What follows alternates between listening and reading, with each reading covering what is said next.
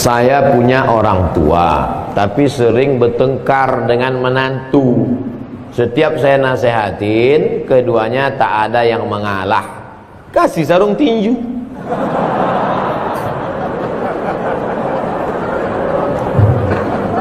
Bagaimana caranya supaya orang tua saya dan menantunya itu bisa akur kembali tanpa menyakiti keduanya, Pak Ustadz? Arisan keluarga, undang Ustadz. Ustadz yang lembut. Jangan Ustadz yang keras kasar macam saya yang lembut. Ibu, bapak, lembut, baik. Nah, kasih tahu dia tentang bahayanya ini segala macam. Nanti dia yang ceramah. Bahannya dari bapak, tapi lidahnya yang dipakai lidah Ustadz. Nah, gitu. Kalau saya nggak bisa, karena saya pernah dipakai gitu sama ketua masjid. Bahannya dari ketua masjid, pakai lidah saya. Siapa yang meminta sedekahnya kembali, maka dia seperti anjing yang menjilat muntahnya. Karena masukan dari ketua masjid, ini ada sedekah yang diminta kembali. Jadi saya sampaikan begitu. Setelah selesai acara, mohon maaf Pak Ustadz, yang disindir nggak datang gitu. Jadi sejak itu saya nggak mau nyindir itu, nggak mau. Kalau ada to the point, mana orangnya gitu. Ya, tapi kalau untuk ini nggak bisa. Jadi adik-adikku sekalian, walaupun udah ngaji, nggak bisa menceramahi dia, karena orang tua itu tidak pernah melihat kita ini besar. Ibu melihat anak ibu walaupun udah kuliah, dia tetaplah anak kecil yang umur 2 tahun belajar berjalan. Gak pernah kita melihat anak-anak itu dewasa. Makanya kalau ada anak yang ngomong, saya ini udah dewasa mama. Enggak, kamu anakku. Gak pernah dewasa dia. Maka pakai lidah Ustadz tadi, masalah warisan. Jadi jangan lagi acara arisan keluarga itu cekakak cekiki, foto nggak tentu arah. Kita udah selesai dengan itu, tapi fotonya tetap, silaturahimnya tetap, tapi diisi dengan apa target yang mau dicapai dari silaturahim itu. Sehingga bergizilah ceramah-ceramah arisan-arisan keluarga, pertemuan bulanan, anak-anak menantu, pertemuan bulanan bulan September tentang harta warisan. Ramai yang datang. Pertemuan arisan bulan Oktober tentang ini. Nah, masukkan pesan ini. Nah, insya Allah. Setelah itu jangan lupa doa. Nanti Pak Ustadz, Pak Kiai Habib mendoakan. Habib tolong bacakan air ini. Dibacakannya air, masuklah doa itu ke dalam air, berubah molekul-molekul air itu menjadi cahaya, lalu diminum oleh mereka, masuk ke dalam darahnya, masuk ke dalam jantungnya. Jantungnya yang tadi terbakar dingin, sejuk. Dari jantung naik ke otak, otaknya yang dari tadi tegang tenang.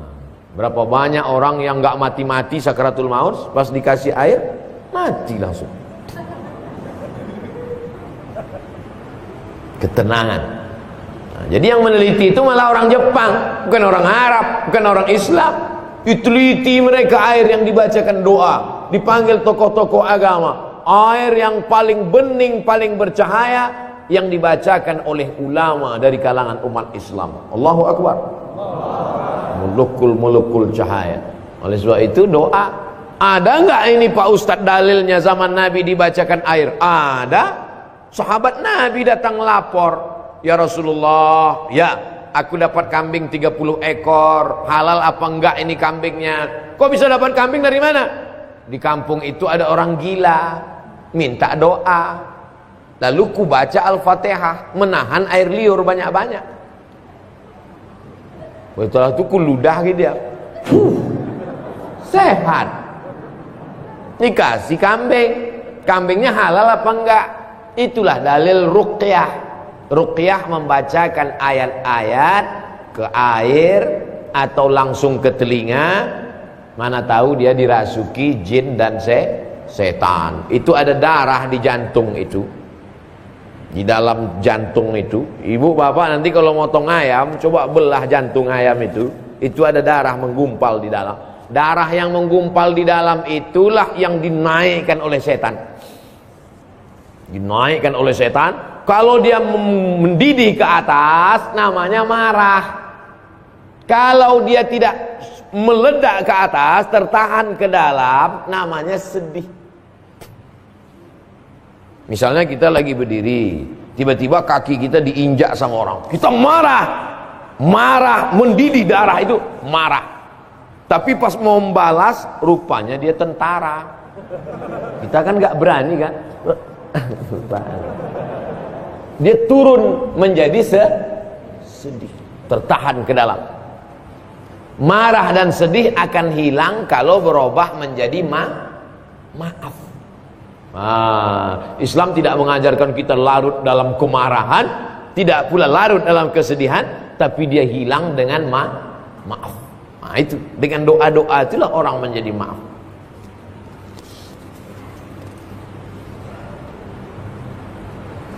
Saya diberi seorang anak, istri saya mengandung, sekarang masuk 7 bulan. Apa amalan afdal untuk saya sebagai suami untuk kebaikan kandungan? Perempuan yang sedang hamil itu hatinya risau, takut nanti melahirkan susah, takut nanti sesar, takut diganggu jin. Maka hatinya tenang dengan zikir, banyak-banyak sholawat. Allahumma sholli ala sayyidina Muhammad wa ala ali sayyidina Muhammad. Allahumma sholli ala sayyidina Muhammad wa ala ali sayyidina Muhammad. Makanya Pak Kiai selalu nyuruh, gimana nih Pak Kiai, istri saya hamil? Baca surat Yusuf supaya hatinya tenang. Padahal tujuan Pak Kiai baca surat Yusuf supaya hatinya tenang dan anaknya soleh, tidak mau berzina seperti Nabi Yusuf. Cuman kadang ibu hamil ini salah sangka, disangkanya anaknya ganteng macam Nabi Yusuf. Pas lahir hitam komplain. Pak Kiai iki anake ireng piye iki? Pak Kiai orangnya sabar, nggak marah. Bojone ndi? Pas dia bojo, iki podo.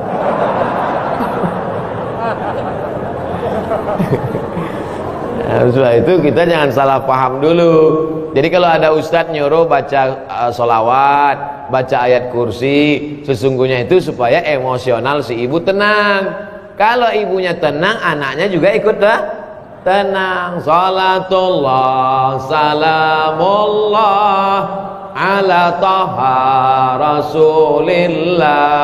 Salatullah salamullah ala yasin habibillah. Tawassalna bi bismillah wa bil hadi rasulillah wa kulli mujahidin lillah bi ahlil badri ya Allah.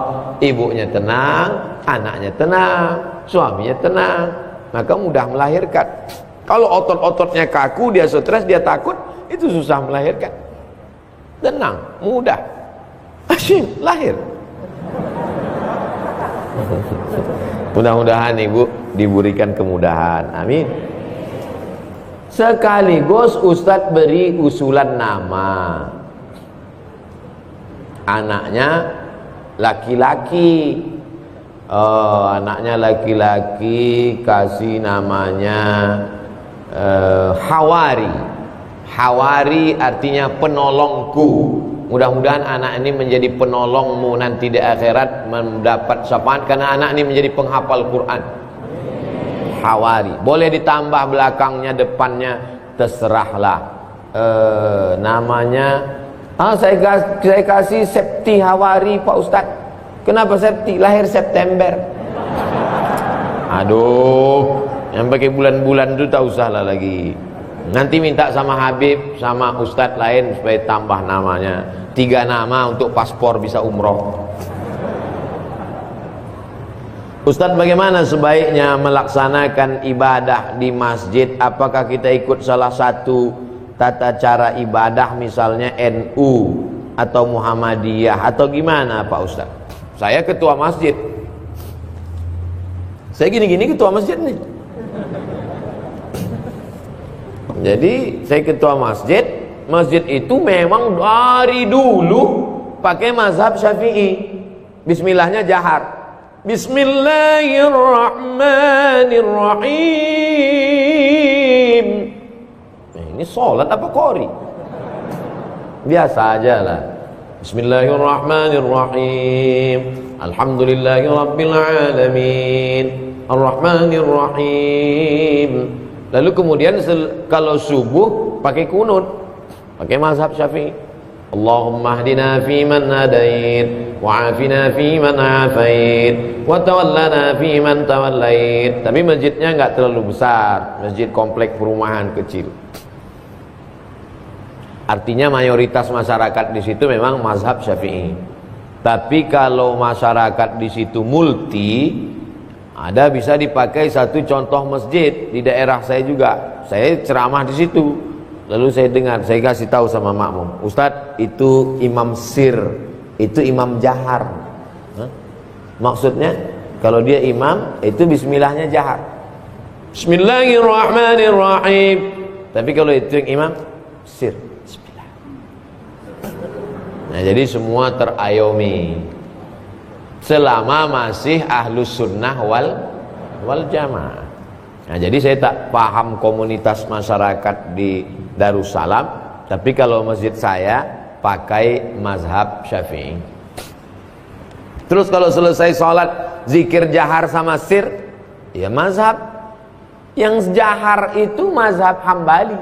Karena menurut Imam Ahmad bin Hanbal, kalau dalam mazhab Syafi'i selama makmumnya belum tahu, dikasih tahu. Cara ngasih tahu makmum gimana? Dijaharkan. Astaghfirullahaladzim, astaghfirullahaladzim, astaghfirullahaladzim, la ilaha illallah la syarikalah. Makanya kalau kita sholat di masjid, imamnya misalnya kuat, berarti dia ngasih tahu makmum. Kalau imamnya enggak kuat, berarti makmumnya udah tahu. Gak usah dipermasalahkan. Dia menjadi masalah karena dipermasalahkan. Disitulah letak masalahnya. Jangan masalahkan yang tak perlu dipermasalahkan. Yang penting masih sholat. Nah, itu. Jadi kalau menganggap musyawarah lah bersama masyarakat, bersama jamaah. Ustadz, dulu saya belajar Islam berdasarkan adat di lingkungan. Karena tidak ada ilmu, sedikit demi sedikit hijrah menurut sunnah Nabi. Belajar bagaimana ketika ketidaktahuan ilmu dahulu. Allah semoga Innallaha tajawaza an ummati. Allah mengampunkan umatku manasya wa akhta'a. Allah mengampunkan umatku 3: lupa, salah, terpaksa. Dipaksa sama penjajah. Kau mesti murtad. Zaman Nabi ada tuh yang dipaksa. Namanya Ammar bin Yasir. Sampai keluar dari mulutnya kalimat kafir. Dilaporkan ke Nabi, ya Rasulullah, itu Ammar itu sudah keluar kalimat kafir dari mulutnya. Turun ayat, illa man ukriha wa qalbuhu mutmainnun bil iman. Ada orang yang dipaksa tapi hatinya tetap beriman. Sahabat Nabi yang dibela oleh Al-Quran, langsung turun ayat membela dia, diantaranya Ammar bin Yasir. Supaya tak putus silaturahim, bolehkah saya masih hadir dalam acara pengajian 7 bulanan, 4 bulanan dan selamatan?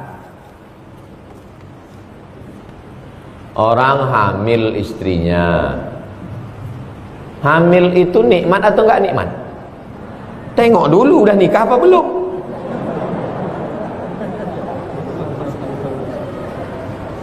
Hamil itu, istrinya hamil itu nikmat. Berapa banyak, mohon maaf ya Pak, jangan tersinggung, berapa banyak orang nikah belum, bukan tidak, belum dikasih Allah. Saya sedih Pak Ustaz, saya 10 tahun nikah, istri belum hamil. Teman saya nikah Januari kemarin, Maret melahirkan. Wa amma bi ni'mati rabbika fahaddits. Nikmat Allah syukuri. Bagaimana cara mensyukurinya? La in syakartum la azidannakum. Syukur, undang kenduri. Kalau kami di Riau namanya kenduri. Rupanya di sini selamatan. Datang ya, selamatan. Kenapa disebut selamatan? Karena memang doanya Allahumma inna nas'aluka selamatan, salamatan fiddin. Semoga kelahirannya anaknya selamat, jauh dari penyakit. Nah, jadi kalau dia doa selamatannya nggak salah, berdoa menyelamatkan supaya selamat. Lalu kemudian apa tadi yang ditanya? Selamatan. Ya selamatan, apa salahnya selamatan? Yang tak boleh itu kalau di dalamnya ada unsur syirik, menduakan Allah, meminta kepada selain Allah. La ilaha illallah, qul huwallahu ahad. Nah itu dalam Islam. Berdoanya kepada Allah ya nggak apa-apa. Tapi kalau berdoanya kepada Nyi Blorong, nah itu nggak boleh. Ustadz, saya pengen didoakan memiliki keturunan. Rabbi la tazarni fardan wa anta khairul warisin. Saya ulang 3 kali. Rabbi, ya Tuhanku, la tazarni fardan. Jangan kau biarkan aku tak ada keturunan. Fardan, tak ada keturunan. Wa anta khairul warisin. Engkau sebaik-baik pemberi waris. Doa Nabi Zakaria. Lama tak punya anak, akhirnya dapat anak Yahya. Rabbi la tazarni fardan wa anta khairul warisin. Doa, banyak-banyak baca doa. Berapa kali Pak Ustaz? Sebanyak-banyaknya. Jadi kalau mau dibaca 10 kali, 30 kali, 40 kali, 100 kali, baik. Sholawat. Saya ketemu dengan bapak-bapak sudah nikah sekian belas tahun gak punya anak. Setelah umur 40 punya anak. Saya tanya, gimana ceritanya? Semua udah kami coba Pak Ustadz. Bayi tabung macam-macam, dari yang 9 kilo sampai tak ada yang berhasil. Terus gimana terakhir? Yang buat berhasil ini terakhir setelah kami nggak pakai apapun, cuman nazar. Saya bernazar kalau anak ini lahir nanti saya masukkan ke pesantren. Lahir. Sulit apa hubungan pesantren sama anak? Kalau orang bertauhid mudah saja. Innama amruhu iza arada syai'an ayakula lahu kun fayakun. Karena niat dia baik, maka anak itu lalu kemudian nanti anak itu akan dimasukkan ke pesantren. Mudah-mudahan anaknya betah Pak Ustadz. Amin. Dalam Al-Quran kata hijrah disebut 31 kali. Saya pernah baca di surat Al-Muzammil 93:10, saat itu Nabi Muhammad harus meninggalkan orang yang tidak beriman dengan cara baik tanpa melukai hati mereka. Apakah itu berlaku juga untuk saya apabila tempat saya bekerja mayoritas tidak beriman? Apakah saya harus berhenti bekerja? Semoga Pak Ustadz Somad semakin bertambah barokah ilmunya dan semakin nikmat beribadah kepada Allah. Amin. Amin. Amin ya rabbal alamin. Ibu atau bapak yang nanya ini bekerja di tempat non muslim. Pertama saya mau jelaskan apa hukum kerja pada non muslim dulu. Ali bin Abi Thalib bekerja mengambil upah menimba air di tempat orang Yahudi di Madinah. Dilaporkan ke Nabi, ya Rasulullah, Ali ngambil upahnya menimba air di rumah Yahudi. Nabi tidak melarang, Nabi membenarkan. Sekarang saya tanya, berdasarkan hadis ini, bolehkah bekerja pada non muslim? Hebat jamaah Darussalam. Dia bisa jawab sendiri. Yang penting kasih aja dalilnya. Bekerja kepada non muslim hukum asalnya boleh, tapi dikhawatirkan akan terpengaruh akidah, simbol-simbol pada hari-hari perayaan. Dikhawatirkan. Sementara ada 2 kesempatan. Bekerja di sini gajinya ya agak-agak di bawah itu 5% lah. Maka selamatkan akidah muamalah. Tapi kita tidak dibenarkan memusuhi orang karena berbeda agama. Lakum dinukum waliyadin. Jadi hukum asalnya tidak apa-apa. Nabi hijrah itu karena tidak bisa menerapkan ajaran Islam secara kafah di Makkah, maka hijrah ke Madinah. Setelah dia kuat di Madinah tahun ke-8, dia balik lagi ke Makkah, mengislamkan kota Makkah. Maka tahun 8 itu disebut dengan Fathu Makkah, pembebasan kota Makkah. Ustadz yang dirahmati Allah, saya baru berhenti kerja karena dampak Covid. Saat ini saya membuka usaha kuliner brownies secara online. IG-nya Velia Deli. Pesanlah brownies ke Instagram Velia Deli. Insya Allah halal dan berkah. Tidak ada biaya endorse. Membangkitkan ekonomi umat. Orangnya sholat, tepungnya insya Allah bersih, telur ayamnya dicuci dulu. Bayangkan kalau yang masak brownies tuh pakai telur ayam nggak dicuci, ceplok, ceplok, ceplok, bersatulah bekas dari. Nah, tapi kalau dia sholat pasti dicuci karena kulit telur ayam keluar dari tempat najis. Ini makanan mesti halal. Dia sambil ngaduknya pakai sholawat, pakai bismillah, halal dan berkah. Dapatkan segera Velia Deli. Dah, potong, share. 1. Mohon doa dari Ustadz agar usaha kami mendapatkan berkah. Pas pagi-pagi mau buka usaha itu, baca Fatihah sekali, Qul huwallah 3 kali, Qul a'udzu falaq sekali, Qul a'udzu nas sekali, ayat kursi sekali. Fatihah sekali, Qul huwallah 3 kali, Qul a'udzu falaq sekali, Qul a'udzu nas sekali, ayat kursi sekali. Untuk membuka rezeki dan menjauhkan dari sihir-sihir, santet dan gangguan setan. Mana tahu ada orang benci, disiramkannya air mandi orang mati di situ. Di toko itu kalau dia buka atau di depan rumah disiramkan air mandi orang mati, sehingga semua orang yang lewat di situ mengucapkan assalamualaikum ya ahlal kubur. Atau laki-laki minang perempuan ditolak, adik mau jadi istri abang, najis, tuih. Air ludah diambil, dicampurnya pakai tulang pukang. Pukang itu binatang yang malu, nggak berani keluar. Akhirnya perempuan tuh seumur hidup malu melihat laki-laki sampai mati tak nikah. Apa tuh? Sihir, orang sakit hati. Nah, itu menjaga diri dengan ayat-ayat ruqyah. Mana banyak sekarang cinta ditolak dukun. Kan? Betul? Strategi apa yang dilakukan baginda Nabi SAW saat berdagang sehingga menjadi pengusaha yang sukses, termasuk juga para sahabat Nabi? Kejujuran. Ini barang bagus harganya sekian, ini barang kurang bagus harganya sekian, ini barang nggak bagus harganya sekian. Dulu kalau ada ustadz ceramah gini diketawain orang. Kalau disebutkan harganya nggak bagus gini, mana orang mau beli? Sekarang yang supermarket, yang tukang jual buah yang pakai sistem inilah yang paling laris. Ini buah mangga impor harganya sekian, ini buah mangga lokal sedang sekian, ini buah mangga lokal agak bagus tapi banyak busuknya sekian. Justru itu yang dipilih orang.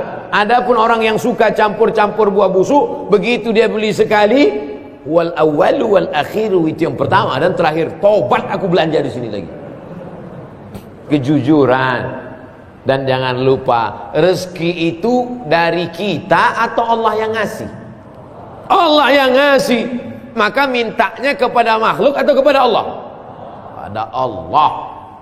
Niat, nanti kalau ini berlebih ya Allah, yang wajib tetap kubayar zakat, niatku hanya untuk cukup makan, nanti akan aku santuni anak yatim, fakir miskin.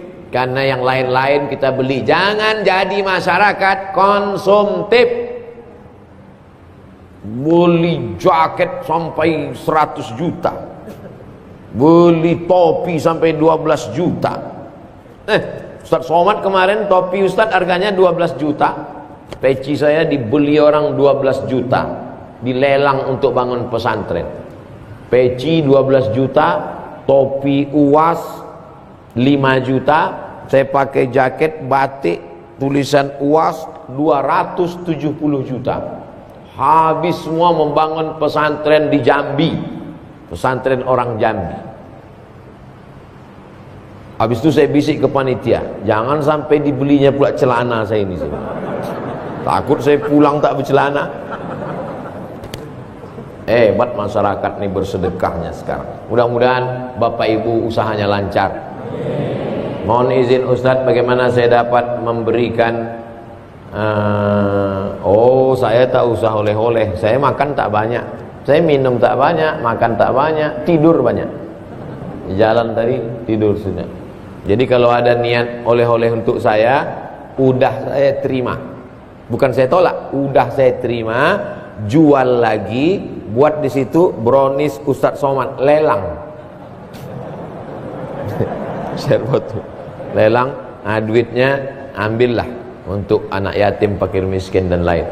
Habis 90 menit standar, 60 menit ceramah, tanya jawab 30 menit. Kita tutup dengan baca doa. Astaghfirullahalazim, astaghfirullahalazim, astaghfirullahalazim alladzi la ilaha illa huwal hayyul qayyum wa atubu ilaih. Ala hadhihi niyah, untuk niat yang baik-baik. Al-Fatihah.